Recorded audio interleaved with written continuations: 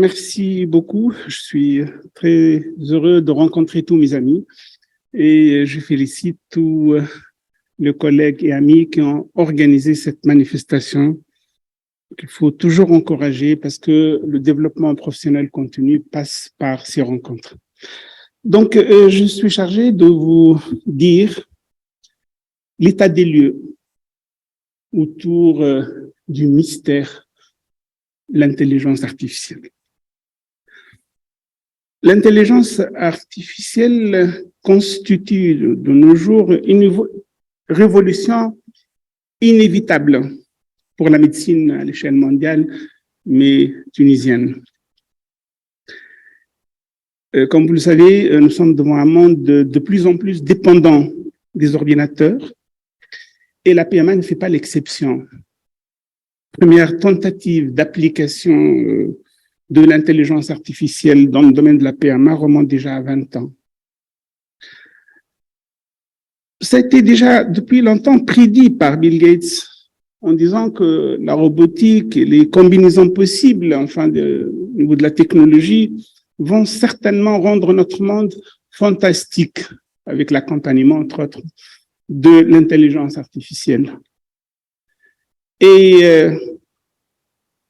l'intelligence artificielle, c'est tout simplement, heureusement qu'on reste toujours dépendant de l'homme avec grand H, donc de l'intelligence humaine, puisqu'on part d'un big data,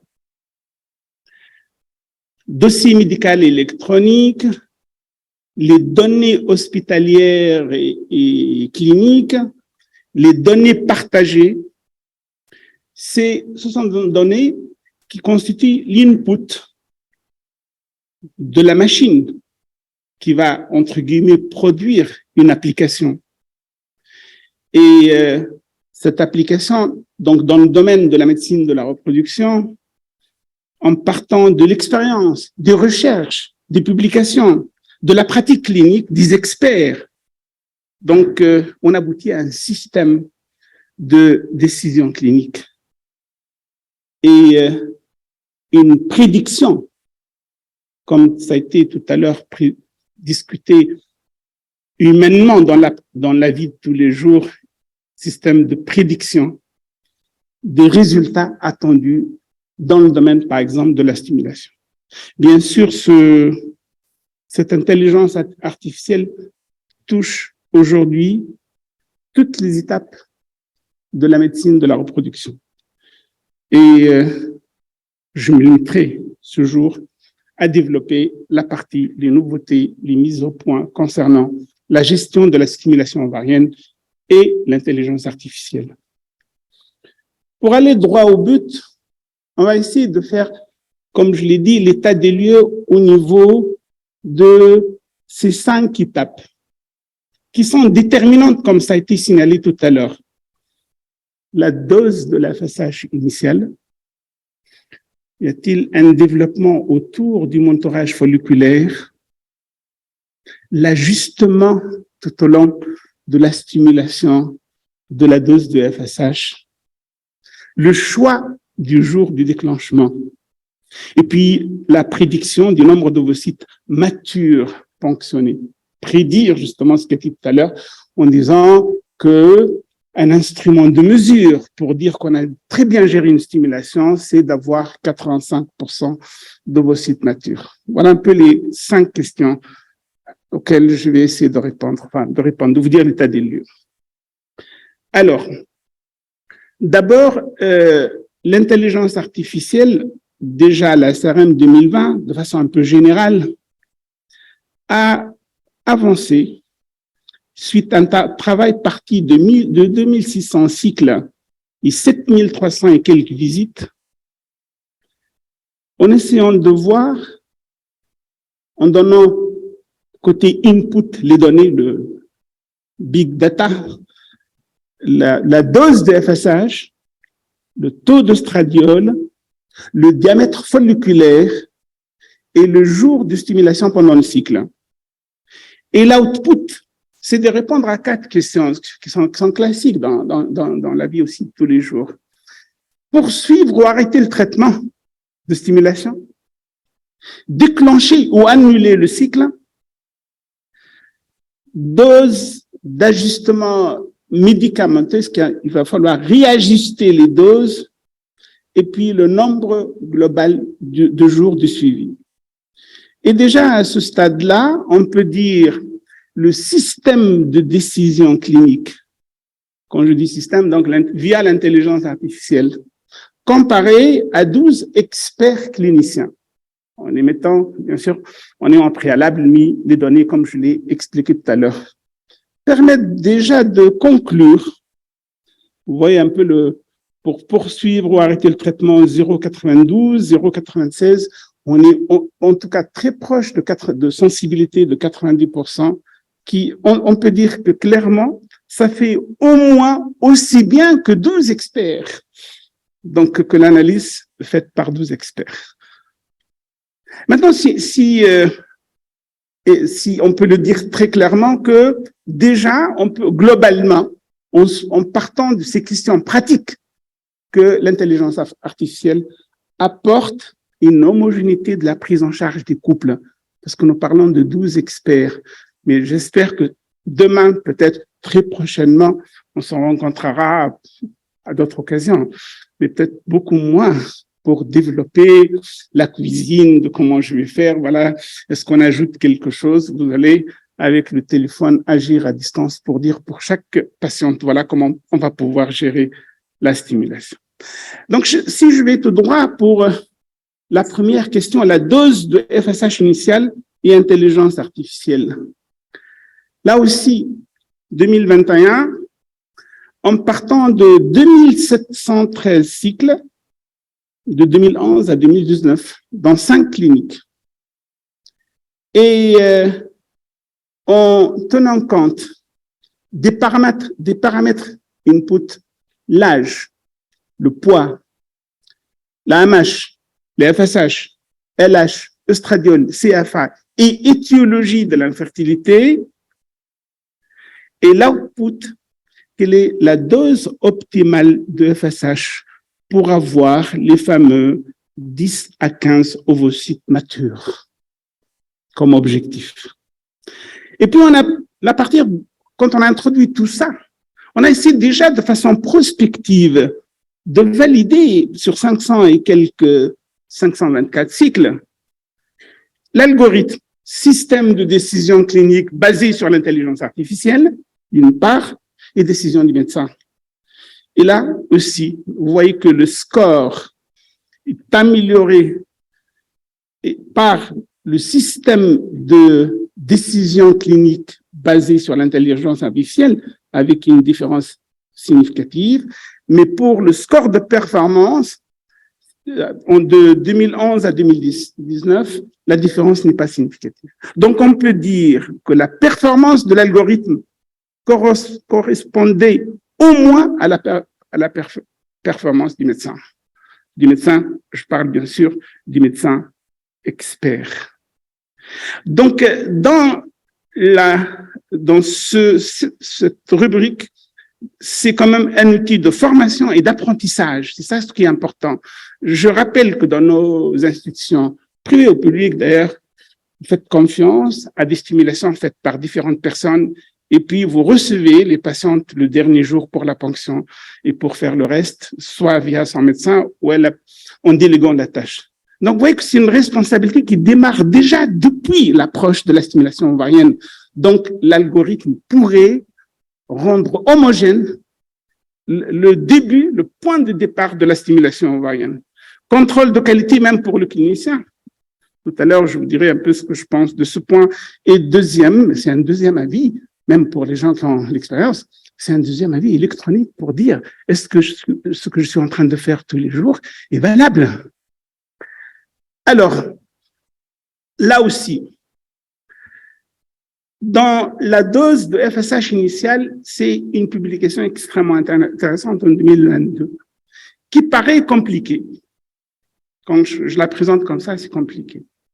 Mais essayez de me suivre pour dire comment ils ont raisonné. Premier point, c'est qu'ils ont choisi comme paramètre l'âge, le poids, AMH, CFA, ce qui quand même maintenant très validé comme paramètre. Et ils ont pris 18 500 et quelques cycles et ils ont identifié les 100 patientes similaires. On a comme une série de 100 patientes similaires au niveau de ces paramètres.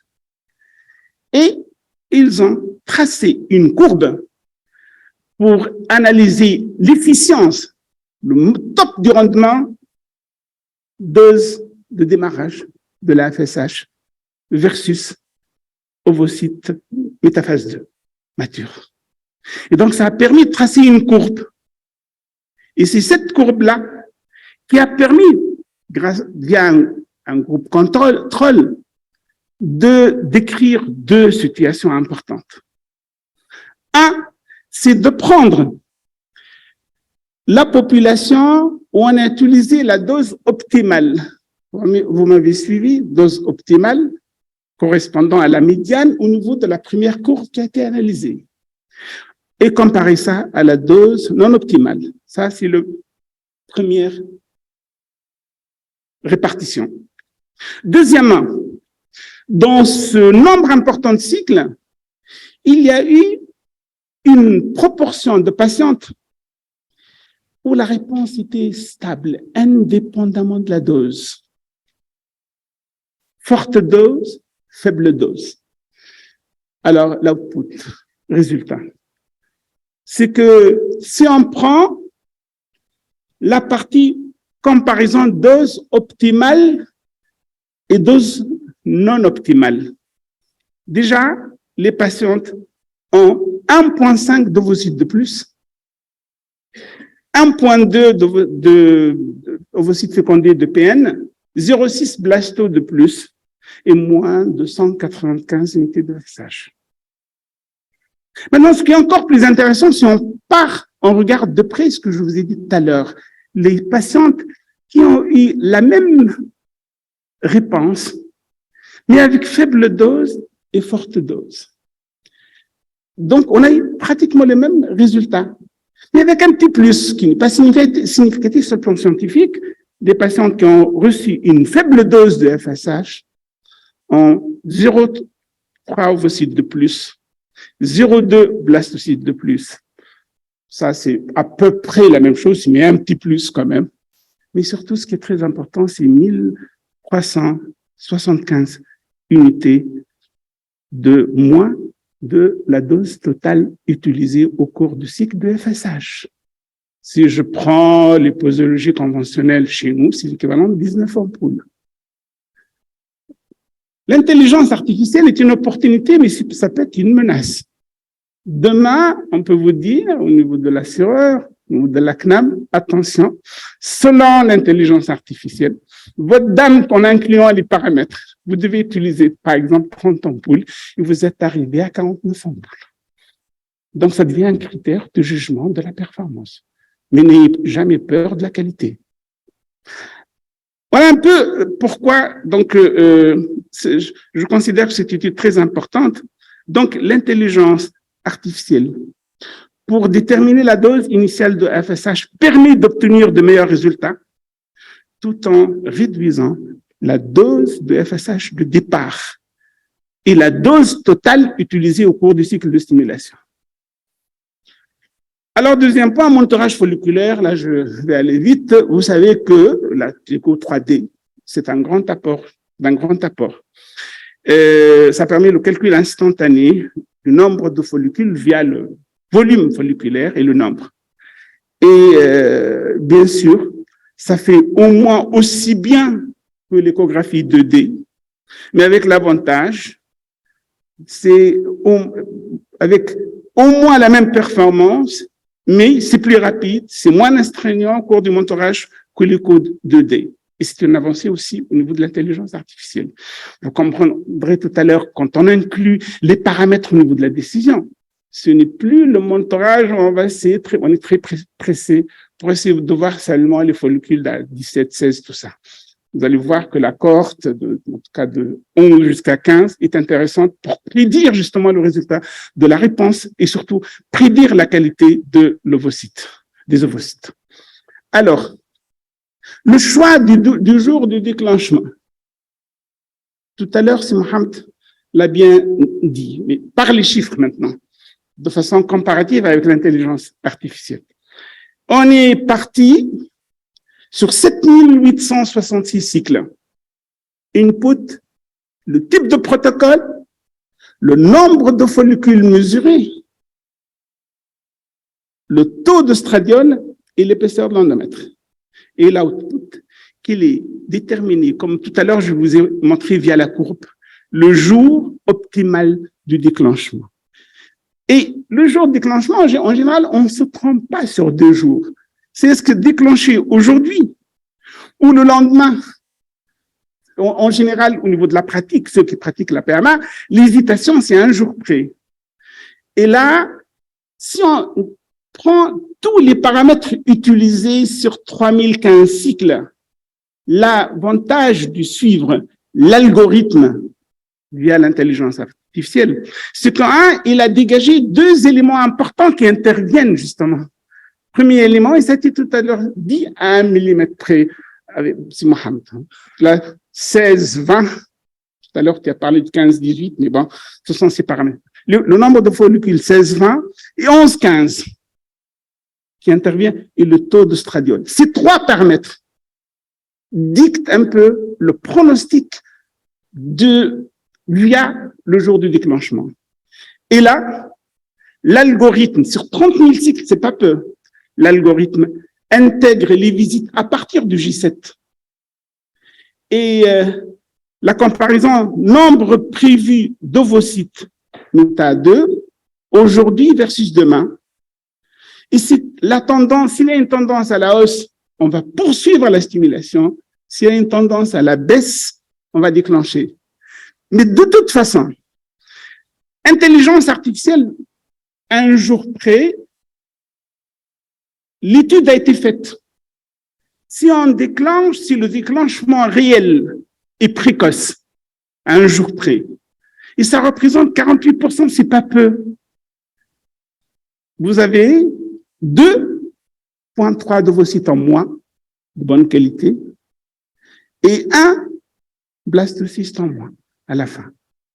Maintenant, si vous déclenchez 1 jour plus tard, 13%, vous avez 2,7 ovocytes en moins et 0,7 moins de blastocystes. Donc, cela veut dire que la date de déclenchement prévue par l'algorithme, qui est une date ponctuelle, le jour de déclenchement dicté par l'intelligence donne de meilleurs résultats. Ça évite cette histoire d'hésitation. L'autre point, la prédiction du nombre d'ovocytes matures ponctionnés et intelligence artificielle. Prédiction. Bien sûr, ça a été aussi évalué au départ 2022. L'algorithme qui permet de faciliter l'évaluation de la maturité des ovocytes et détermination du moment optimum d'administration de la CG et la prédiction de l'hyperstimulation ovarienne, l'hyperréponse. Donc, en utilisant comme les follicules 2D, c'est-à-dire 10 mm, sinon 0,5 cm3 quand on utilise l'écho 3D. Et mieux encore, l'algorithme, via, comme je l'ai dit, l'intelligence artificielle, en tenant compte du paramètre volume folliculaire, a une sensibilité et une spécificité meilleure dans la prédiction du nombre d'ovocytes matures et la survenue du syndrome d'hyperstimulation ovarienne.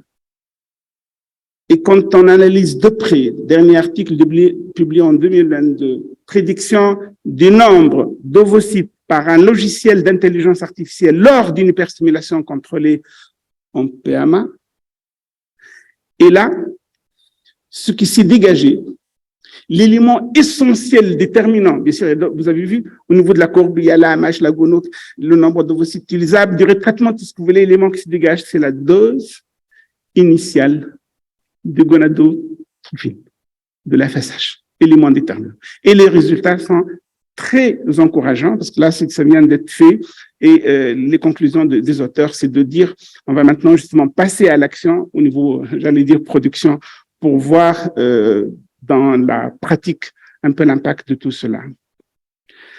Donc, je vous ai avancé un peu toutes les étapes sont trop développées, mais en vous apportant des arguments très récents au niveau de la littérature.